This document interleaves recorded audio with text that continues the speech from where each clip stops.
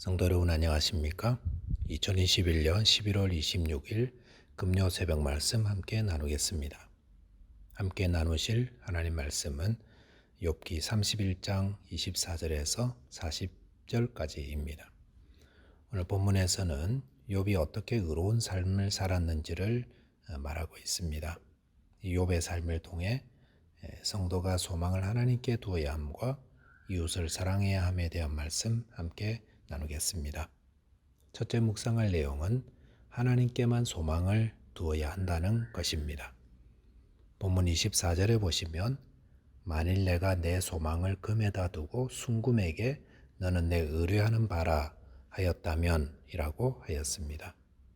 여기서 욥은 자신이 소망을 금에다 두지 않았다고 하였습니다.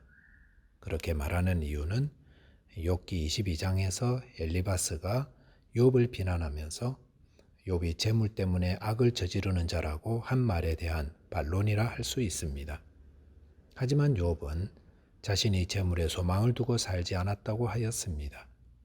만약 욥이 재물에 소망을 두고 살았다면 어떻게 했을까요?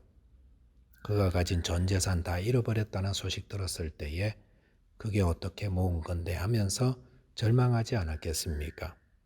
하지만 욥은 그럴 때에 주시니도 여호와시요 거두시니도 여호와시라고 하며 하나님을 찬송하였습니다. 이것이 어떻게 가능하겠습니까? 그것은 욥이 소망을 재물이나 돈에다 두지 않고 하나님께 두고 있었기 때문이었습니다. 소망이라는 것은 바라보는 것입니다. 바라보면 그것으로 인해 기뻐하고 위로받고 힘을 얻는 것이 소망입니다. 성도는 소망을 하나님께 두는 자입니다.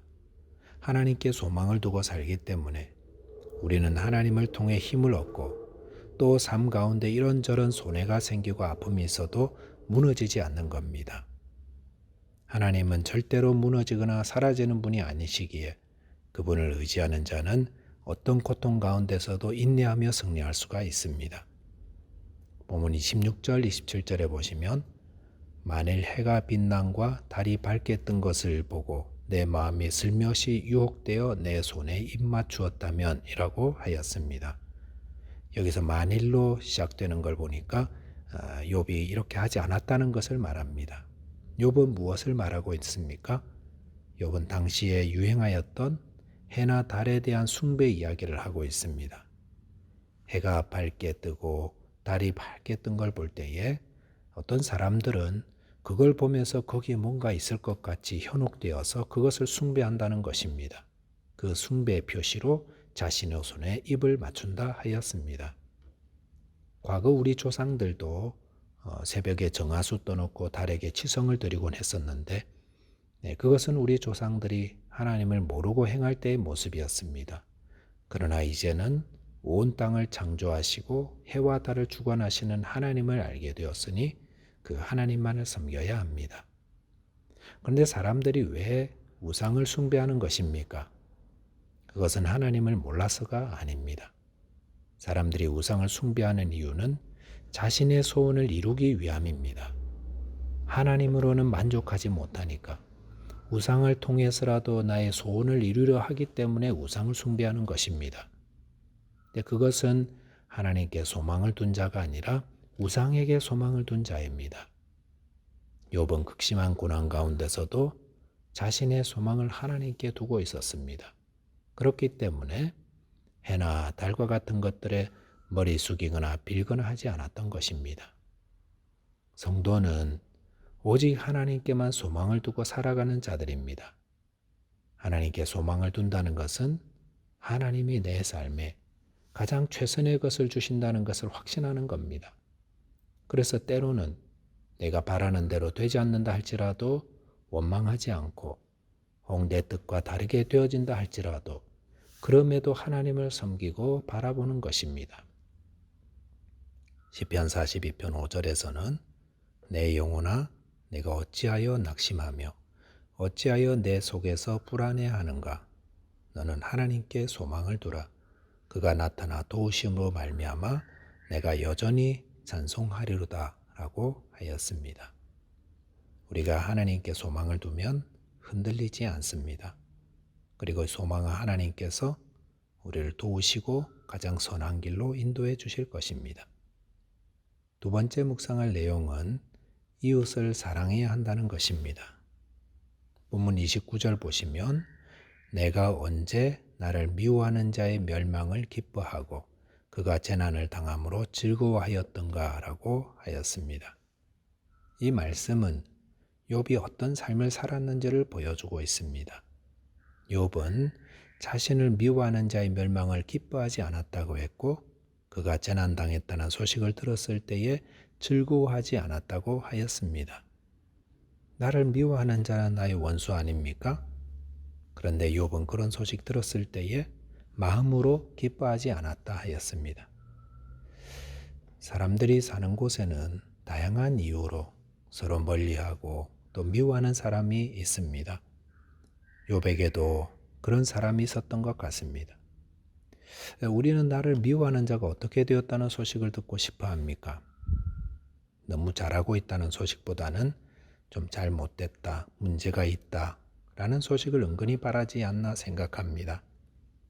아리랑이라는 우리 한국 민요 가사말에 보면 나를 버리고 가시는 님은 십리도 못 가서 발병 난다 라고 하지 않습니까?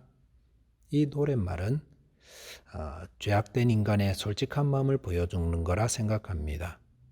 사람이 사귀었다가 헤어질 수도 있는데 나를 버리고 내 마음 아프게 해놓고 가는 사람은 재난을 당해 발에 병이 나서 계획했던 일 하지 못하게 되기를 바란다는 것입니다.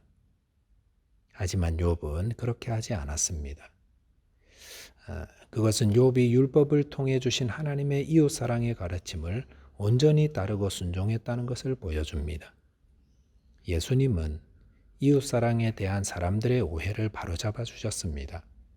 그래서 마태복음 5장 43절, 44절에서 또 내 이웃을 사랑하고 내 원수를 미워하라 하였다는 것을 너희가 들었으나 너희 원수를 사랑하며 너희를 박해하는 자를 위하여 기도하라라고 하였습니다. 사람들은 원수는 갚아야 하는 거라고 생각합니다. 하지만 예수님은 원수를 사랑하라 하셨습니다. 그리고 우리를 박해하는 자는 천벌을 받아야 하는데 주님은 우리가 그를 위해 기도하라 하셨습니다. 로마서 5장 10절에 보시면 곧 우리가 원수 되었을 때에 그의 아들의 죽으심으로 말미암아 하나님과 화목하게 되었다라고 하였습니다. 여기서 우리가 원수 되었을 때라는 것은 우리가 하나님과 원수 되었을 때를 말합니다. 우리가 하나님과 원수 되었을 때 하나님은 우리를 어떻게 대하셨습니까? 단칼에 복수하시고 멸망시킨 것이 아니라 오히려 그의 아들을 보내어서 원수된 우리의 죄를 대신하여 죽게 하시고 우리를 하나님과 화목하게 만드셨다 하셨습니다. 이것은 얼마나 큰 은혜입니까? 하나님은 원수된 우리를 미워하거나 복수하지 않으시고 오히려 더 큰 사랑으로 품으시고 자기 아들을 희생시켜 하나님과 화목된 자로 삼으셨습니다. 그 결과 우리는 이렇게 하나님의 은혜를 입고 구원을 얻은 자 되었습니다.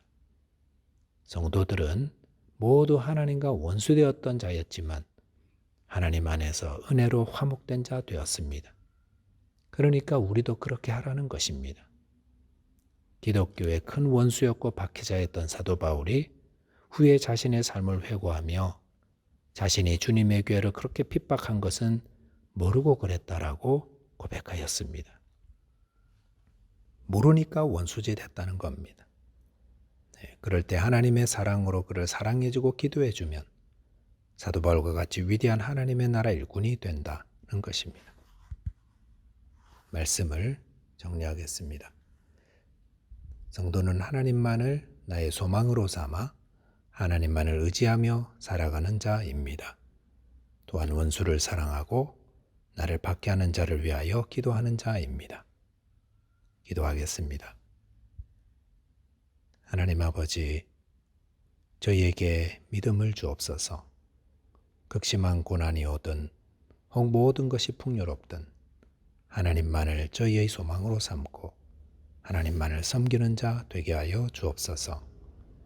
또한 나를 미워하는 자, 내가 싫어하는 자를 사랑하게 하여 주시고 주의 말씀대로 그를 위해 기도하게 하여 주옵소서. 예수 그리스도 이름으로 기도하옵나이다. 아멘. 오늘도 주님 의지하여 승리하는 하루 되시기 바라겠습니다. 감사합니다.